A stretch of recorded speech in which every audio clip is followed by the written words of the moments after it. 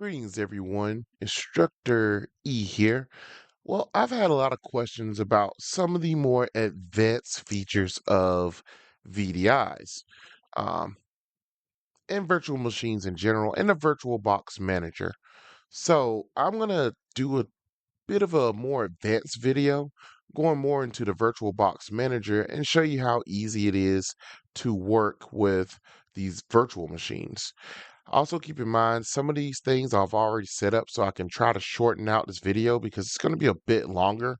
So I'm going to go through the steps, but you might see me click cancel instead of OK because I've set some of it up already.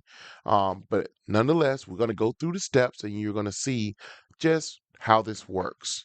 So with some of the settings when it comes to virtual machines, you only can change those when the virtual machines are powered off.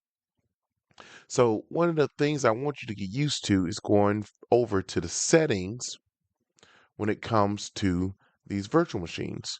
Now, here are the general settings where we can change the name of it. Um, it shows where the snapshots and everything are stored. We can have disk encryptions. We can put some type of description. Now, the system settings, a lot of those you have to have the virtual machine powered off in order to be able to access these areas. Um, but you can see the scalability by changing, you can change the RAM, you can add CPUs if you want to, or take them away. That's the good thing about it. If you're using your virtual machine more than your host and you have limited resources, if you know you're going to be working on your VM more so than your host, then you can scale it up as much as you want. It's not going to let you go past what your host needs in order to function. But once you finish working on that VM, you can scale it back down, or when you power it off, those resources are released. So then, that's what I love about them. That's why the IT world, we work on VMs all of the time because of that exact reason. So a lot of people don't know you can actually do dual monitor screens with VMs. If you actually change the monitor count and you have a second one, you can actually pull up a second monitor screen. I'm gonna leave that on actually. One of the questions I get a lot is, hey, I made my VM. It only has like 50 gigs of storage. Oh my gosh, what do I do? Well, actually, it's pretty simple.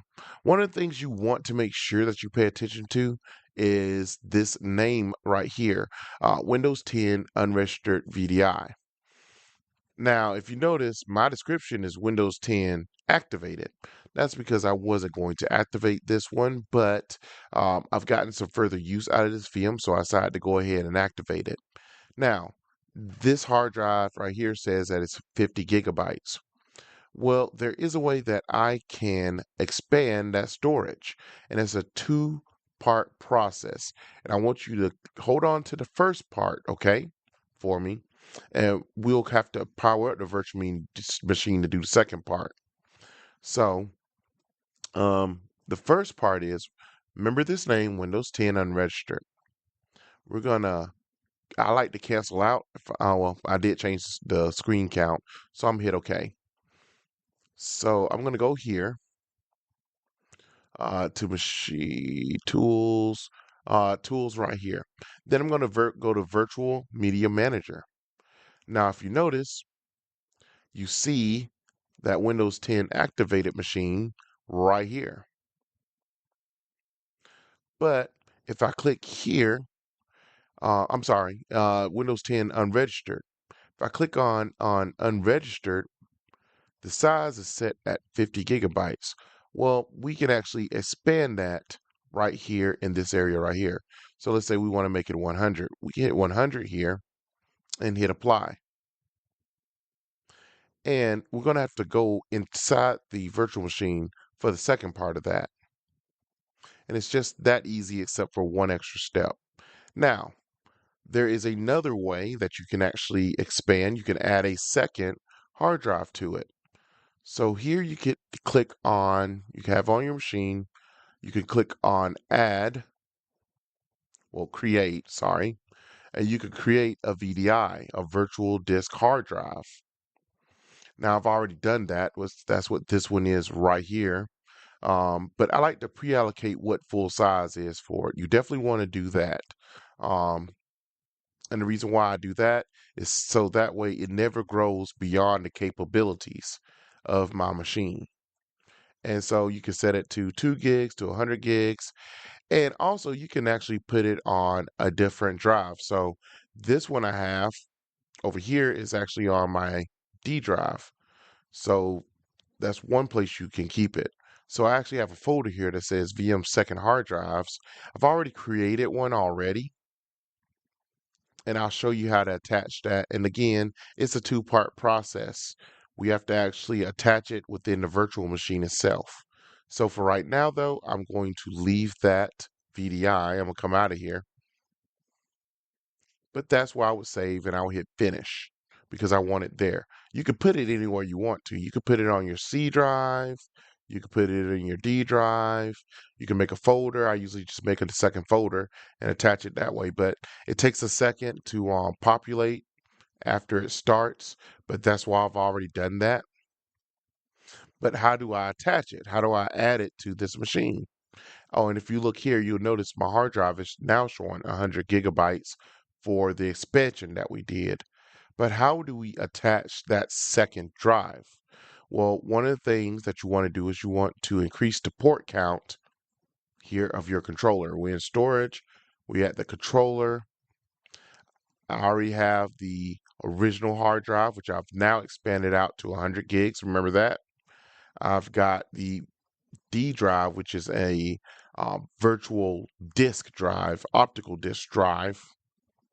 And now I want to add that hard drive that I created. So I'm going to go here to attach. I'm going to grab that. I'm going to choose that. And it's that easy. Now, if you notice, yes, they're both 100. I have this hard drive that's 100. And now this hard drive that's 100. And we're going to work with those here in just a second. But I would like to continue out here with one other way that you can add storage. And that's adding a share folder. So right now I already have a one share folder, but to walk you through that process, you'll hit plus right here.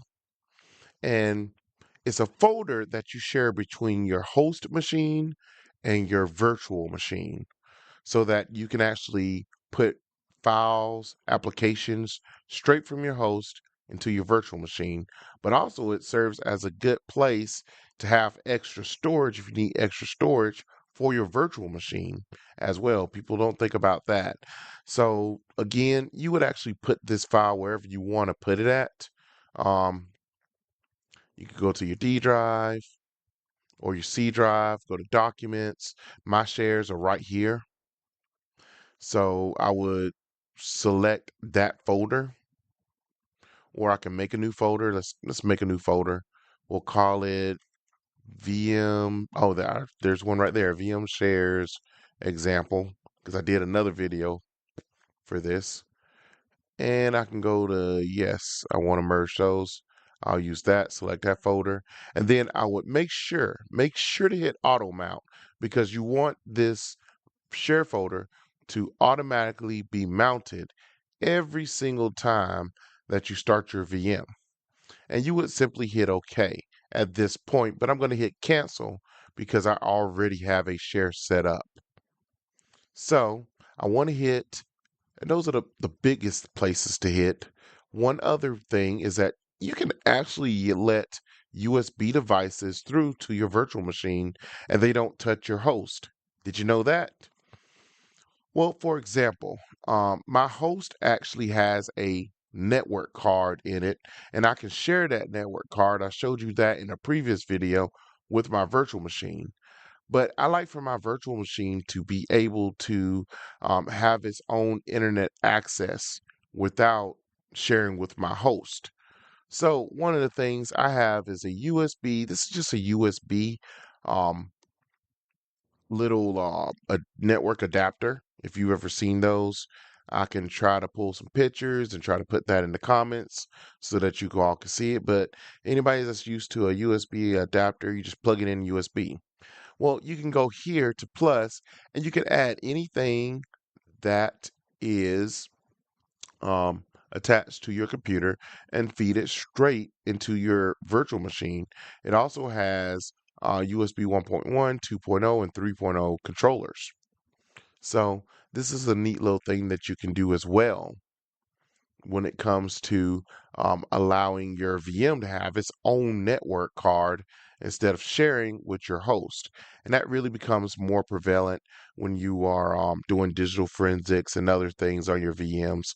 Not something that's huge now.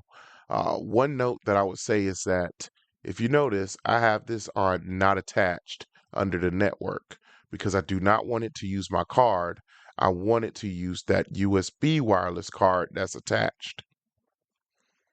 But you can actually, there's a couple different things, and this might be a lesson within itself. The biggest ones that I want you to take note when it comes to this adapter stuff here is that NAT is network address translation, allows you to share the the card. Well, I keep saying wireless, but it could be an Ethernet card with your computer, whatever you're using to gain access to the web. That's one. Internal network is the one that I showed you in another video when I said how to connect to two VMs, where you set up your own internal network that allow the VMs to talk to each other. Well, I'm going to take it a step further. On this one, I'm going to put not attached. You could add a second network card. I'm going to enable that, and then I'm going to go to make that one an internal network card, and I'm going to put it on Williams internal network. So now this VM will have internet access from the USB, but it's going to have the internal network card as well. Now, do I really have to do this part right here? Not at all. I don't have to. But for me, thinking that this virtual machine has two cards on it or two NICs helps me out a lot when it comes to realizing that the USB here is attached for network storage. I mean, it's attached for internet access. So there's some really, really awesome things that you could do with a VM that people just don't know.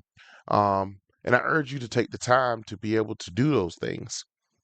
But because of those network attachments I got, I can now still have internet access and be on the internal network with my other VMs.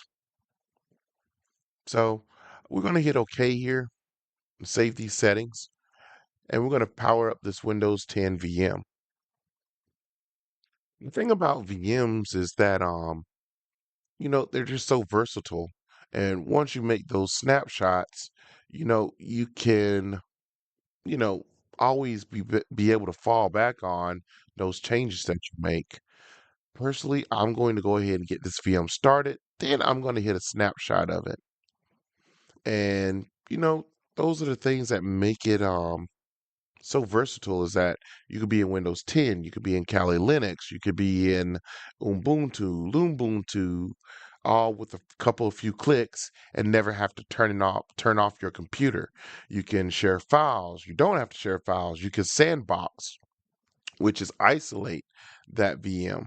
Um, you know, it's almost endless. You can create complete networks using just VMs. You can download Switch, and right now it's taking a second to start because of all those changes that I actually made to it.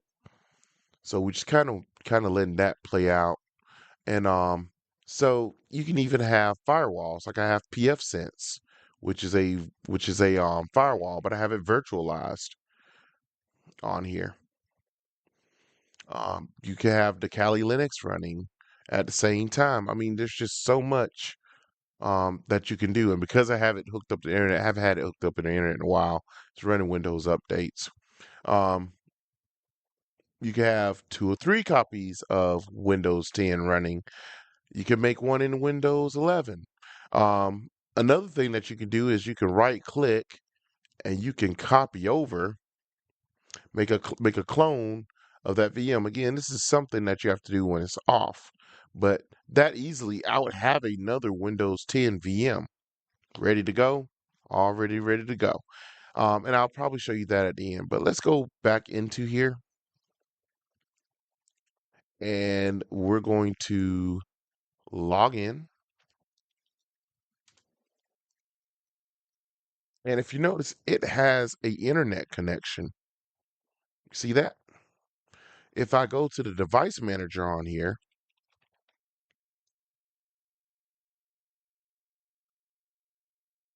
and I take a look at the network adapter, well, Skype, I forgot about all this stuff from this pop up. I need to disable some of that.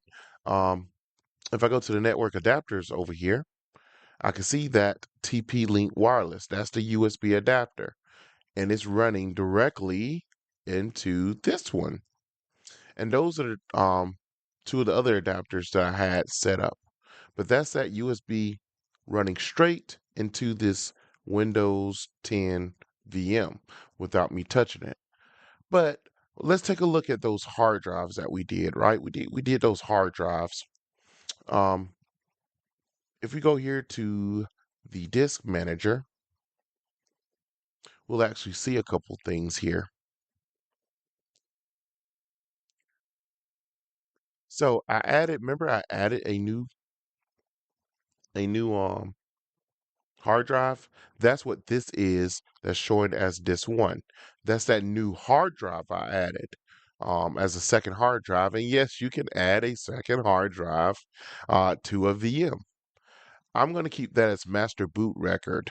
GPT is the newer format, but not every version of Windows recognizes it. And there's some things that I do. Like I might attach, you can actually take this hard drive and attach it to multiple VMs actually. But that's a little bit more advanced. We'll save that for a little later. So I'm going to keep it as a master. Just put it as an MBR. Put your hard drives as MBR for now. Um, and as you move forward and progress, you'll be able to understand some of the advantages of GPT. So we're going to hit OK on that. And what we did was initialize it. So let's say you came in here and it didn't give you that option and it showed offline. I'm going to put it offline. This is how it normally would show. It would show offline. It wouldn't show anything but offline. You have to come in here to the disk manager, right click on it, and bring it online. There are so many people who have caught me installed a hard drive and they're like, oh my gosh, I put a second hard drive on here and it's not popping up in my documents, in my file explorer. And so if you go here to File Explorer, maybe I hit that too many couple times. I do that sometimes, you double clicking. Um, if you notice, there's a D drive here, but that's the actual disk optical drive. That's not the actual D drive.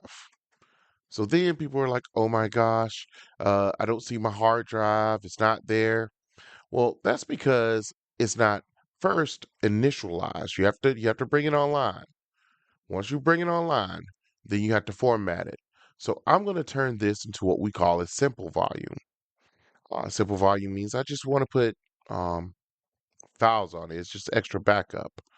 I'm going to use the total space that it has available. I'm going to assign it the drive letter E since it has to have a C and a D is the optical drive. And the next one will be E. We're going to go to next. We're going to use NTFS for it. And I'm just going to call it storage. Or we can call it data. Let's do data. We're going to do a quick format of it, right? And we're going to hit next. And it gives us the information to review about it. And we're going to hit finished. And it just formatted. And if you notice, it says data is online. So when I go back over here, guess what? I can see that extra space. So that's adding the second hard drive. It happens some every now and then. Um, but you all take care and we will see you the next video.